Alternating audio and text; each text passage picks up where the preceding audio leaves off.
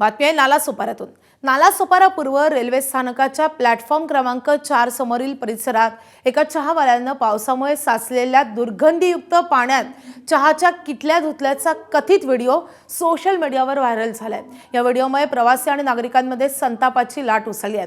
Railway स्थानक परिसरात दररोज हजारो प्रवासी चहा व खाद्यपदार्थांचं सेवन करत असल्यानं अशा अतिशय अस्वच्छ पाण्याचा वापर सार्वजनिक आरोग्यासाठी धोकादायक ठरू शकतो अशी चिंता व्यक्त होते।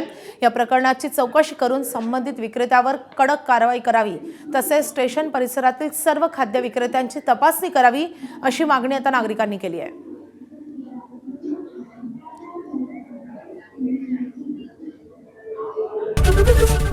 एबीपी माझा, उघडा डोळे बघा नीट।